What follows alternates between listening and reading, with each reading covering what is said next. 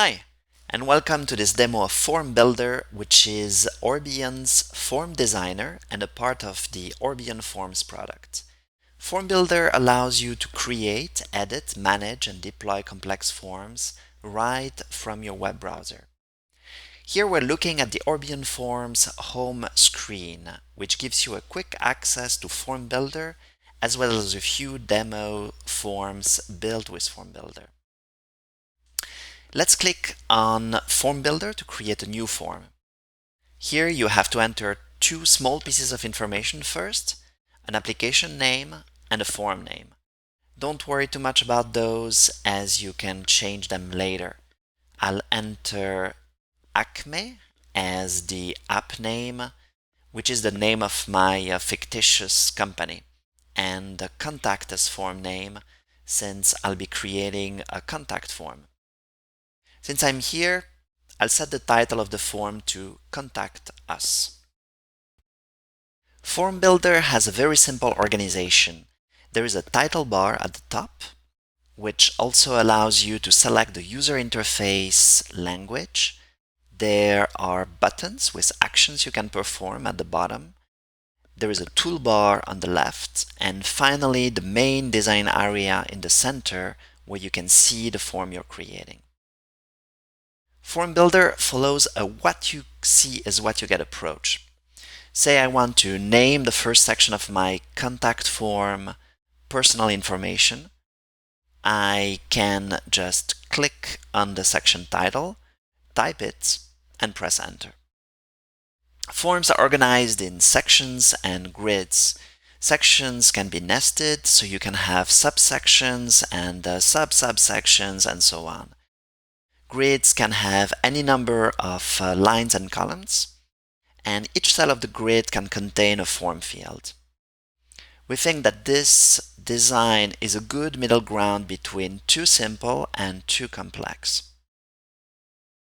Notice that when I move my mouse around, various icons and elements appear. So here I'm hovering on a grid which has two columns and one row. I can add a column by clicking on the icon here. I can insert columns in the middle by clicking on this other icon, and I can click on the trash can icon to get rid of the columns I just added. In a similar fashion, I can insert rows into my grid. So now let's add a few fields to this first section. Let's start with first name, which I add by simply clicking in the toolbox on the corresponding button. I do the same for last name and email. For email, I use a specialized email address field which will make sure that what users enter is indeed a proper email address. And now let's add a phone number field. For the phone number, I'd like users to be able to enter several numbers like a home, office, and a mobile number, but this without having to create several fields here in the form. This is something that you can do with the repeat functionality, which is new in Orbeon Forms 4.0. So let's see how a repeat works. You insert a repeat by clicking on New Repeat in the toolbar. A repeat is just like a grid in the sense that it can have multiple columns. So let's add a column. And in the first column, I add a drop down for the phone type. In the second column, I add a phone number field.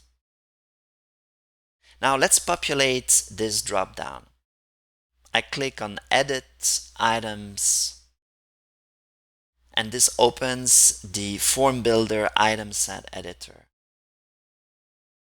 This lists a series of labels and values for the control. The difference between labels and values is that labels are shown to users and values are stored in the database. This distinction allows you to change labels later on while keeping the values the same, so data stored in your database isn't impacted. This also allows you to localize labels in different languages but have the same value stored in the database, whatever language was used when filling out the form. Let's remove the simple entries that I have here and add a few items. Say mobile. You notice that when I tab out of the field, Form Builder suggests a possible value, which I can of course change if needed. Let's add home, office, and other. And we're good with this dropdown. I will now add a new section that will contain information about the message that users will want to write. I click on New Section and name the section Message. Then let's add a text field and call it Order Number. I don't need anything to the right of this text field, but I don't want it to take the whole width of the form. So I'll add a second column here just for the purpose of the layout. Finally, I also want to add a big text field for users to enter their message. Since I want the field to use the whole width of the form, I create a new grid by clicking on New Grid and add a text area and name it Questions and Comments. Now, I think that in this form, the first name, last name, and email, and in fact, most of the form fields should be required. And I can actually set that constraint from Form Builder. To do so, I click on the Validation Settings icon, and here I click on the Yes radio button under Required. Let's do so as well for the last name and for the message. Notice how a little red star is shown next to the label of the required controls. I will now save the form to the database by pressing the Save button. I can also test the form that we just created by pressing the Test button.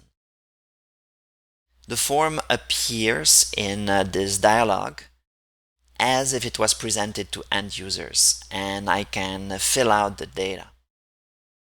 This way I can verify easily that all my controls are laid out properly and that validation is working as expected. Let's just fill out the required fields, the first name, last name, and the message. And you notice that this little red icon indicates now that I no longer have errors on my form because I filled out all the required fields. Once I'm satisfied with my test, I can close the dialog. Once I have edited, saved, and tested my form, I can publish it. I do so by pressing the Publish button. I confirm, and Form Builder now copies my form definition to a different area of the database where published forms reside. I can now decide to go to the summary of my newly published contact form. The summary page lists all the entries that have been submitted for this form. So typically accessing this page is restricted to admins or people who need to access this information. Of course, this list is now empty since this is a form that I just created. Going back to Form Builder, notice that on Publish, it also gives me the URL of the new page. This is the page you will link to for users to fill out the form. Let's open it, and the form shows. Notice that I am now no longer in Form Builder, but in the runtime environment, which we call Form Runner. I am now really capturing this data and will be able to save it. Say I just enter the first name and try to save. Since the last name and the message are required, Form Runner doesn't let me save the data. At the bottom, it shows an error summary.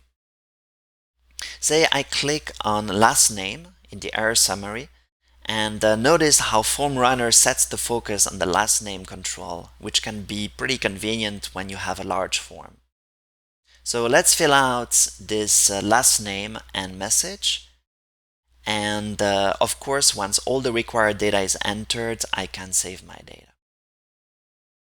This completes our quick overview of Form Builder's basic features. There are many more Form Builder features we didn't have time to cover in this screencast. So for more information, make sure to visit our website at www.orbeon.com. Thank you.